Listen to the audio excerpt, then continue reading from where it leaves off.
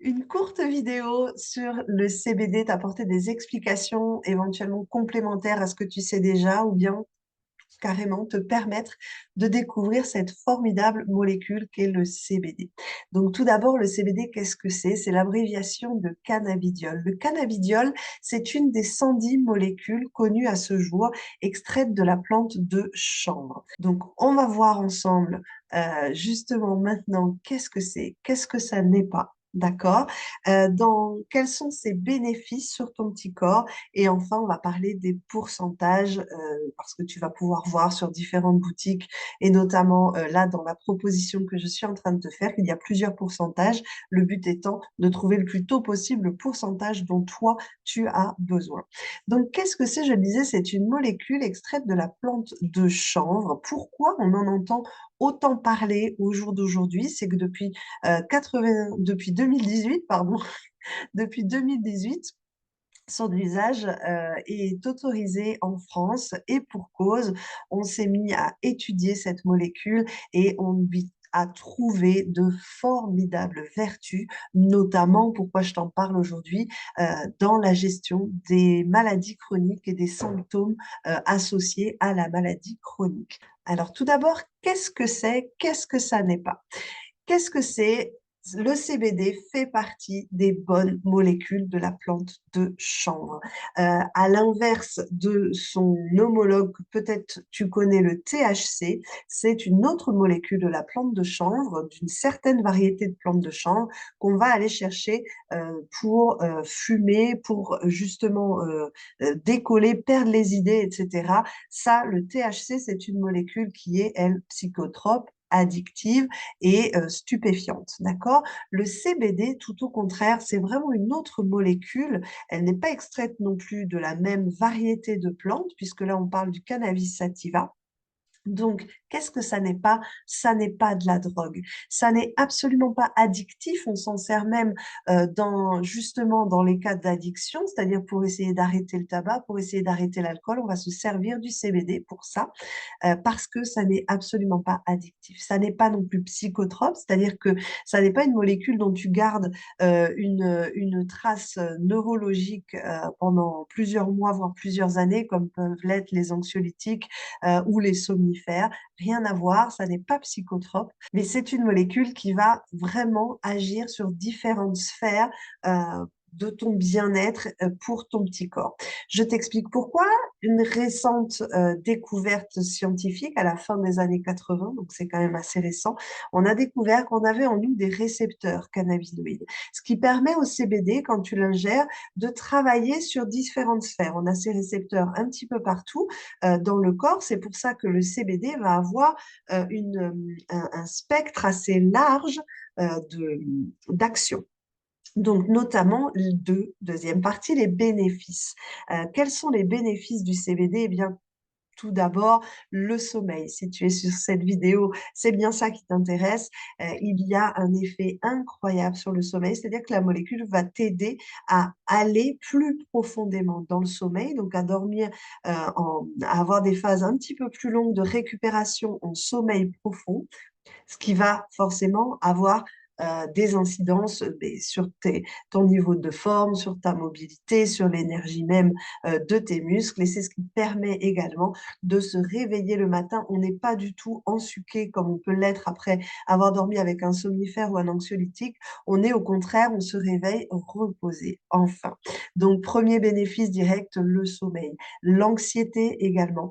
On l'utilise même dans les sphères TDAH ou dans les personnes qui sont hyperactives, c'est-à-dire que ça va calmer un petit peu le petit vélo qui va à 100 à l'heure dans ta tête, ça calme, ça pose les idées, ça aide donc à la clarté mentale, d'accord, à l'organisation de tes idées et ça apaise. Donc il y a un effet justement anxiolytique, ça n'est pas un anxiolytique, ne me faites pas dire ce que j'ai pas dit, mais ça a vraiment un effet apaisant et calmant sur le mental. Donc ça va aider forcément à l'endormissement, a fortiori, mais également dans la journée, des moments peut-être un petit peu de déprime, voire de dépression.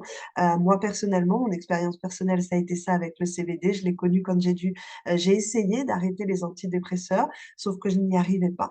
Et donc, c'est le CBD qui a pris le relais, que j'ai pu arrêter par la suite. Donc, c'est Vraiment, en cas de déprime, de dépression, c'est une super béquille, encore une fois, ni addictive, ni psychotrope, elle n'a pas d'effet secondaire non plus. Donc, elle ne laisse pas de traces, entre guillemets, de son passage, d'accord? C'est également un formidable allié antidouleur. Il va agir aussi, on a ces récepteurs-là en nous, il va agir sur la douleur. C'est vraiment un antalgique extraordinaire, notamment en cas de migraine, en cas de toutes les douleurs qu'on peut rencontrer. Et par extension également, c'est un relaxant musculaire. Donc, dans la spasticité, si tu atteins une maladie chronique avec spasticité, ça va également te servir. Donc, j'ai fait à peu près le tour, le sommeil, les anxiétés, les douleurs, la spasticité, les tensions également, les coups d'électricité qu'on peut ressentir parfois dans les jambes, le syndrome des jambes sans repos également.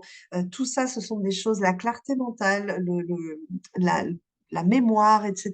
Tout ça, l'organisation des idées, ce sont des sphères dans lesquelles le CBD va pouvoir t'aider. Au niveau des pourcentages, tu trouveras notamment sur ma boutique des pourcentages différents. Je ne travaille pas avec du CBD à moins de 20% parce que je travaille avec des personnes atteintes de maladies chroniques. Donc, tu vas trouver du 20, du 30 ou du 40%. Si tu as déjà eu une première expérience, tu peux tenter d'autres pourcentages. Tu sauras déjà peut-être un petit peu vers quoi te tourner. Si ça n'est pas le cas, je t'invite à cliquer sous cette vidéo. Tu as justement, selon tes symptômes, leur intensité et depuis quand ces symptômes durent, tu vas pouvoir évaluer le bon pourcentage pour toi de CBD. Dis-toi qu'il n'y a pas de posologie comme un Doliprane 500 mg ou un Doliprane 1000 mg. Il n'y a pas de posologie exacte pour le CBD. C'est bien pour ça que je te propose un suivi, de te suivre justement dans l'établissement de cette posologie. Donc, tu vas, toi, évaluer selon les informations que tu as ci-dessous, ton pourcentage. Et moi, je me propose de te suivre dans ton départ, dans le début de ta posologie. Je vais te donner une posologie de départ et on va travailler comme ça ensemble. Toi, tu écoutes ton petit corps, tu le connais bien. Moi, je connais mon produit. Donc, ensemble, comme je le dis souvent, on fait la meilleure équipe pour que ton expérience soit vraiment optimale et réussie, d'accord? Que tu aies de vrais résultats. Ça ne sert à rien de prendre un dosage extrêmement fort comme on se shooterait avec un ibuprofène, par exemple. Le CBD ne fonctionne pas comme ça. J'allais te dire, ça n'est pas parce que tu fais 1,70 m et 60 kilos que tu vas prendre la même posologie qu'une autre femme d'1,70 m et de 60 kilos. Ça va dépendre de ton historique corporel, ça va dépendre justement, tu luttes contre une maladie chronique, donc c'est déjà différent de cousine Berthe, par exemple, qui elle aussi a essayé. Voilà, il faut vraiment faire ton expérience par toi-même et il faut trouver ta juste posologie à toi. Certaines personnes vont en prendre qu'une fois par jour au moment de l'endormissement parce qu'on va cibler l'action vraiment sur le sommeil. D'autres personnes vont se rendre compte qu'en fait, en étalant la prise sur plusieurs fois par jour, ça va mieux leur aller pour les douleurs et le sommeil, etc. Tout ça, c'est à établir ensemble. Donc voilà, c'est pour ça que je te propose évidemment ce suivi-là. Voilà, je pense que j'ai fait le tour des informations principales à te donner. Si tu as le moindre doute, tu peux évidemment m'envoyer un mail. Mes coordonnées sont en bas de la page.